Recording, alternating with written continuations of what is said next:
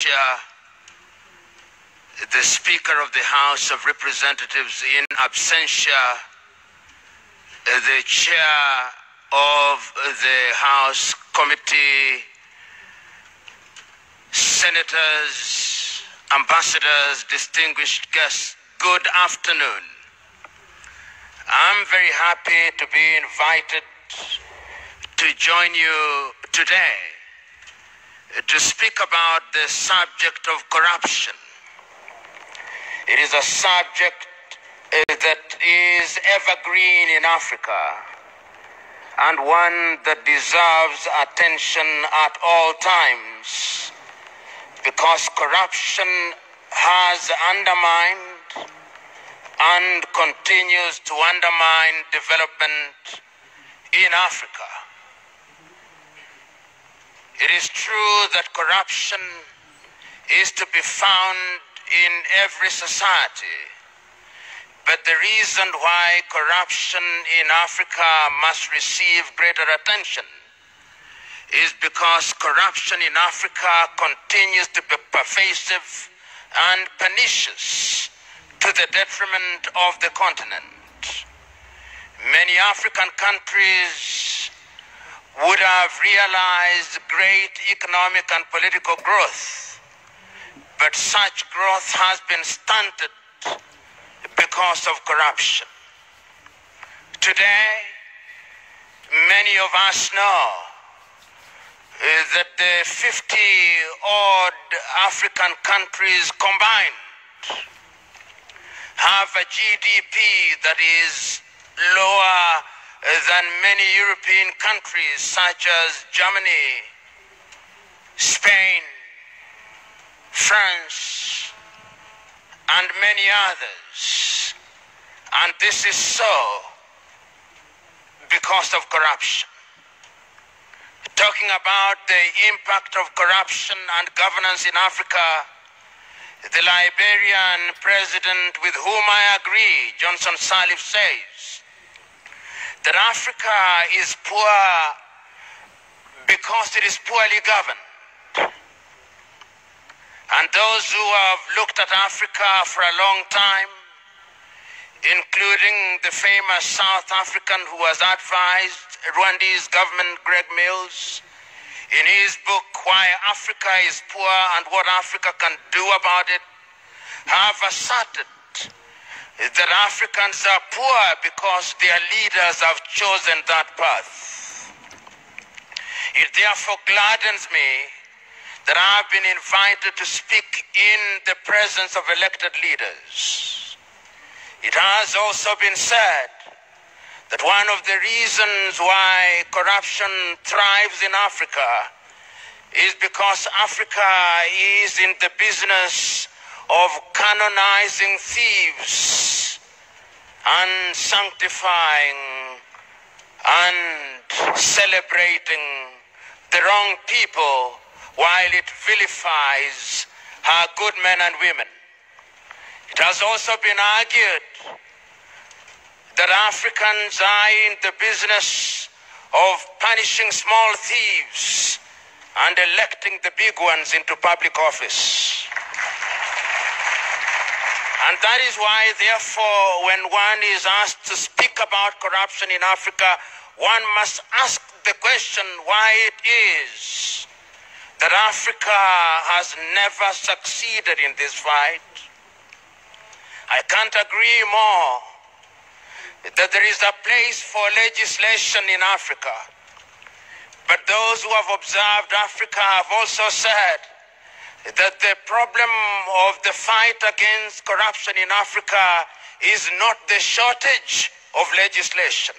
In fact, Africa has forests of legislation which are honored in breach. Which begs the question, what is the problem?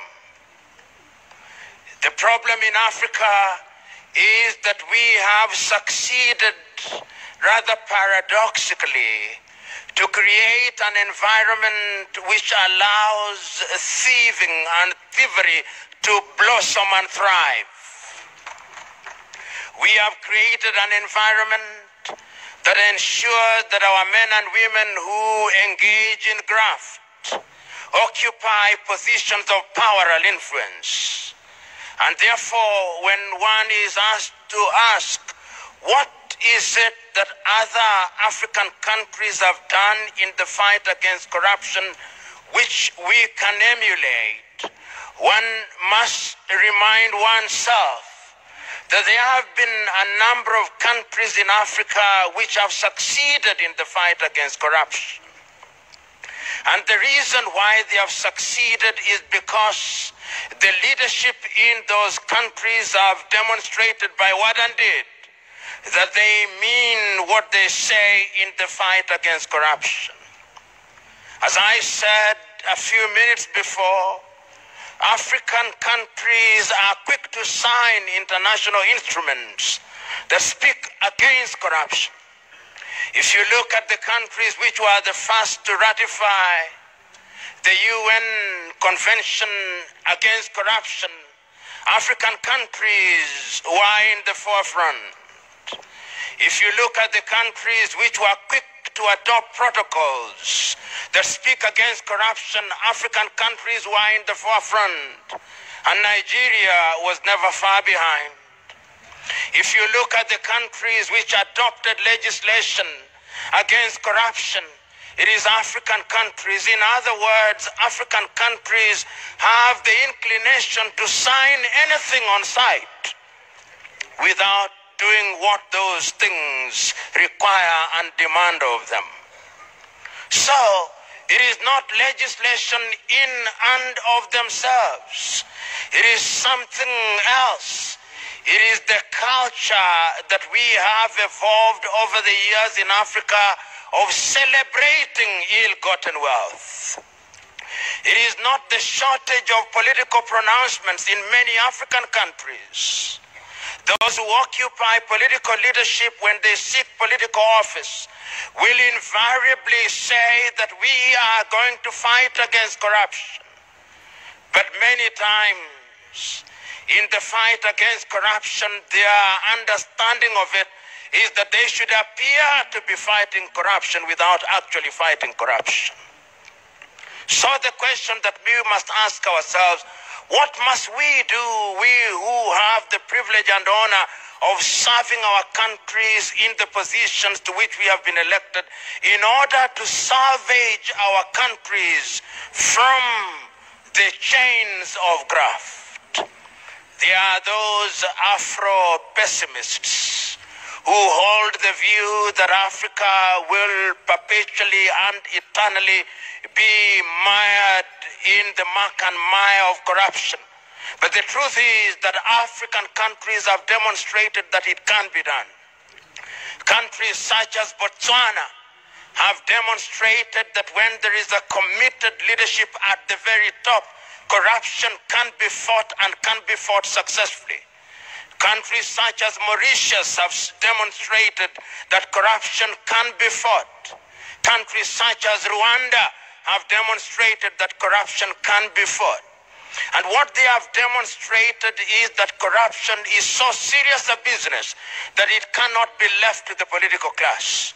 They have demonstrated that corruption is so serious and ill that it cannot be the fight against corruption cannot be conducted on the basis of equivocal and vague political pronouncements or technicalities of procedure. They have demonstrated that sometimes there must be a deliberate conspiracy of institutions in order to fight corruption. They have demonstrated that the executive must positively and creatively conspire with the legislature, and that the legislature must conspire with the judiciary not to undermine those institutions but to strengthen those institutions. And I hold the view that it can be done. And it must be done, because if it is not done, many African countries will never realize their potential. It has also been demonstrated by those countries that in order to fight corruption, there must be collaboration of a continental nature. And it is not lost on me that the African Union has brought to pass the African Convention for Combating and Preventing Corruption, which is the continental instrument that allows African countries to participate in the fight against corruption through collaboration. And it can be done through regional efforts. In the ECOWAS region, the ECOWAS environment provides an opportunity for Nigeria and the countries in this part of the world an opportunity to engage in the fight against corruption in a positive manner. It has never been lost on me that the day Nigeria rises, that is the day Africa rises.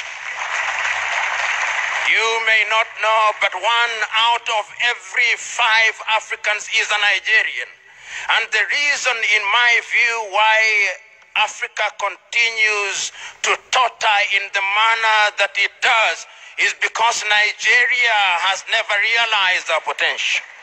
The day Nigeria realizes our potential, that is the day that Africa will rise. So we are here today also to remind Nigeria that it must play her leadership role, not only in this region, but in Africa, by demonstrating by what it did, that Nigeria will be in the forefront in the fight against corruption. And it's not only at the continental level that Nigeria must demonstrate this. Nigeria must also demonstrate her leadership position in the world. The United Nations Convention Against Corruption provides several opportunities which can be exploited by members states, including Nigeria, to ensure that funds that have been ill-gotten are repatriated and the men and women who engage in such unconscionable and harmful behavior are punished in accordance with the law, that the world may know that if you reap where you have not sown, there are consequences to it. It is also important to create an environment that is hostile for people to participate in corruption. There was a time when I believed that procurement laws in and of themselves were a magic wand, which upon being waived would eliminate corruption in the civil service. But over the years, I've come to realize that procurement laws only allows people to steal in accordance with the law. And that therefore do not be under the impression that laws in and of themselves will solve the problem. As a young boy, I read the great Nigerian writer Chinua Achebe, who said that since men have learned to shoot without missing, Eneke the bird has learned to fly without perching. So we who are here must remember that when we are enacting laws regarding procurement, sometimes we do so in a manner that provides an opportunity for bureaucrats to steal in a manner that lends a veneer of legality to their illegal activities. The quality of laws that we enact are therefore very important. We must also, as a country, look at the lifestyle of the individuals who engage in public office.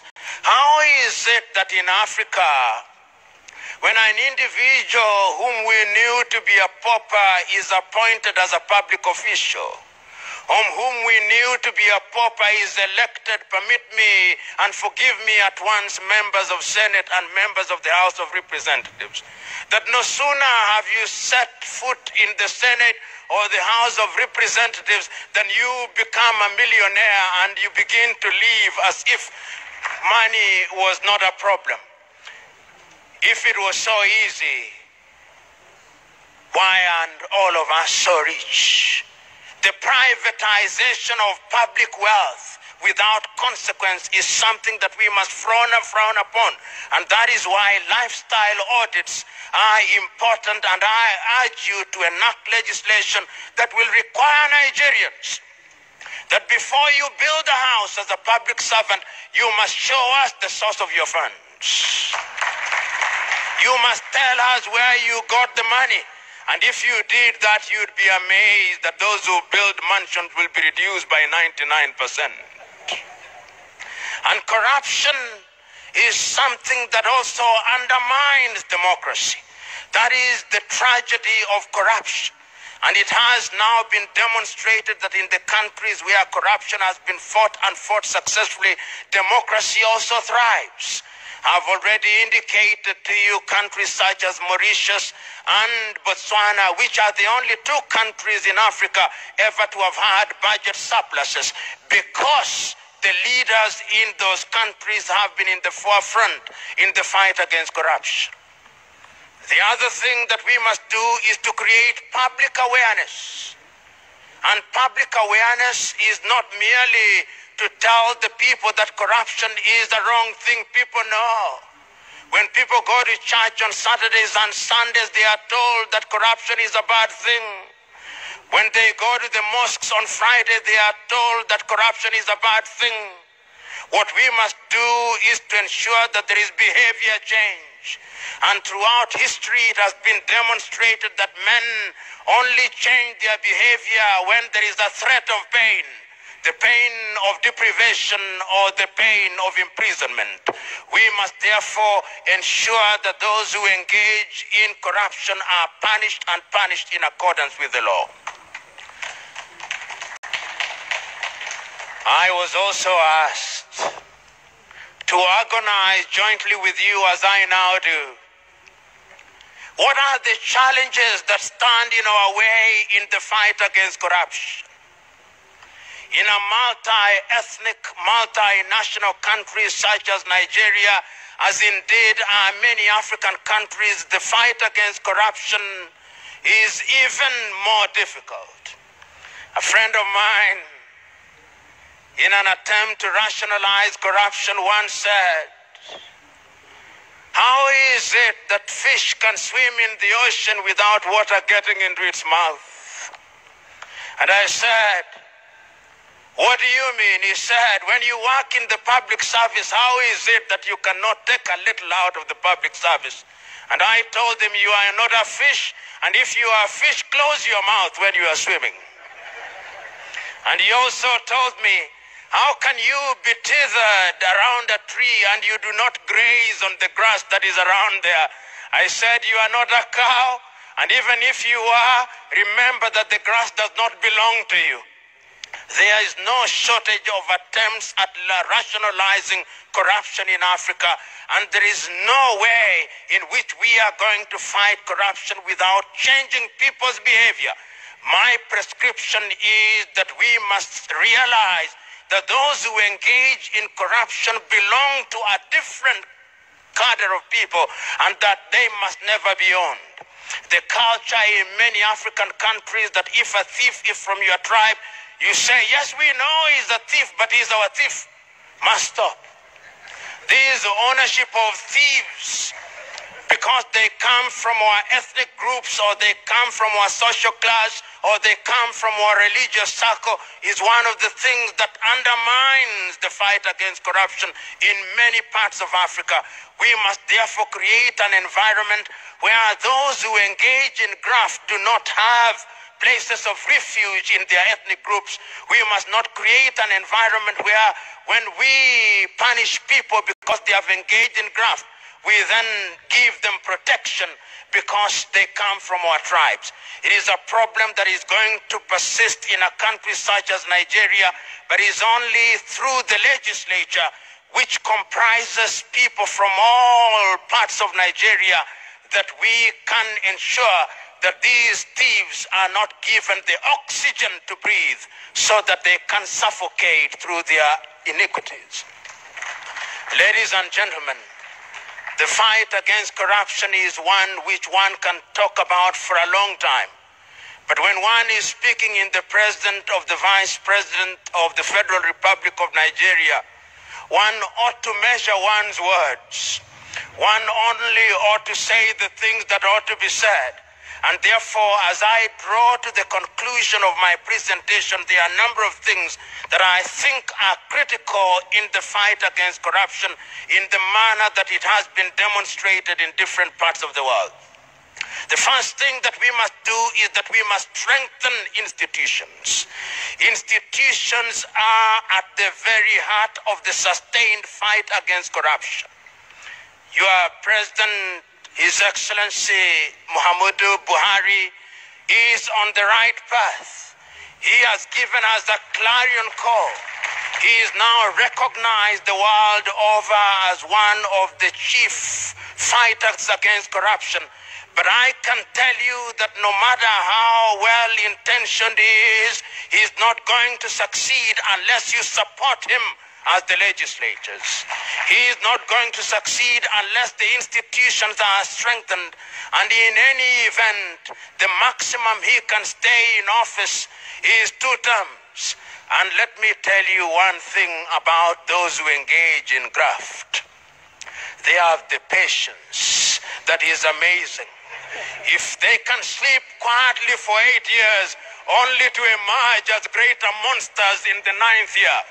And therefore, what we must do is to create institutions that defy time. Those institutions must be institutions that are recognized by the law. If it is the institution of parliament, it must stay strong.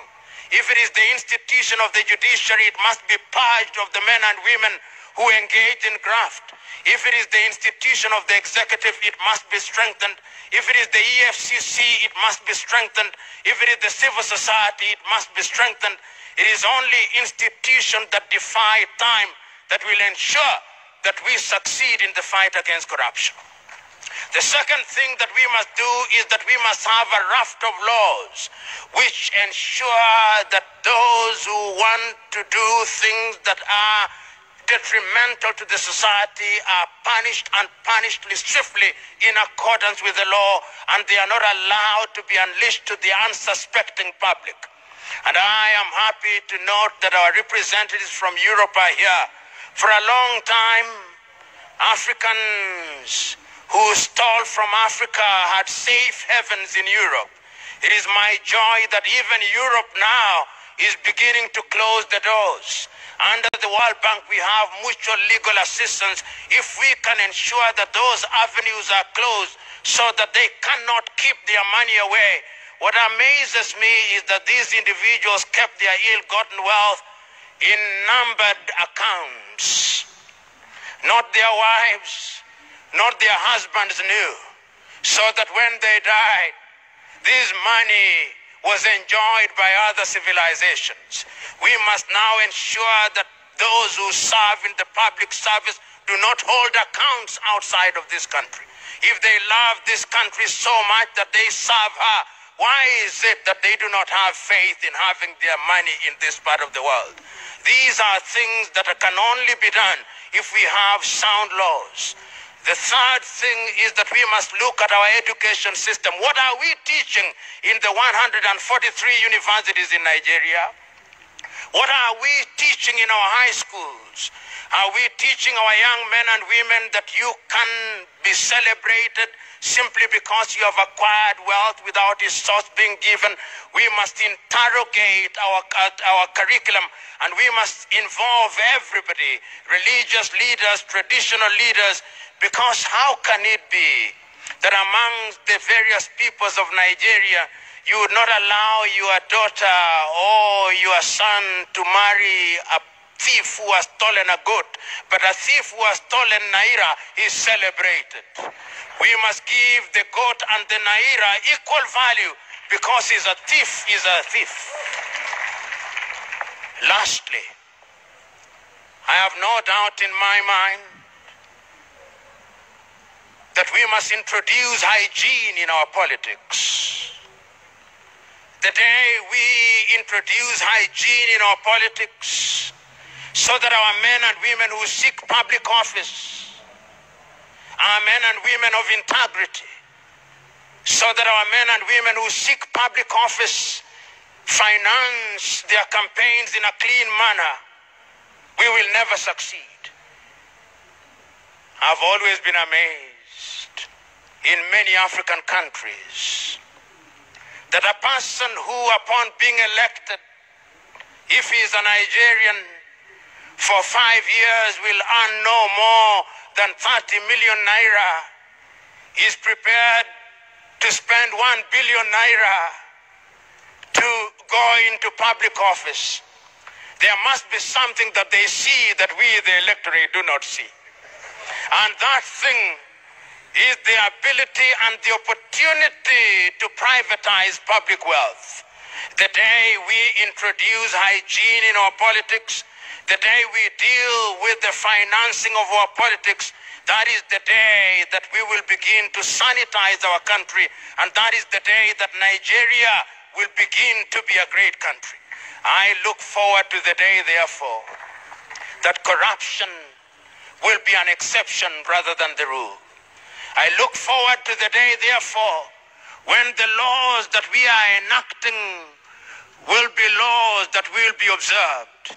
I look forward to the day, therefore, when we will have created an environment where we can prevent corruption. I look forward to the day, therefore, when national honors in Nigeria will be given to men and women who deserve it, not those who have bought them. I look forward to the day, therefore, when our young men and women in institutions of higher learning will have as their natural instinct, the instinct to do good. I look forward to the day, therefore, when the EFCC may be abolished because there are no more corrupt Nigerians.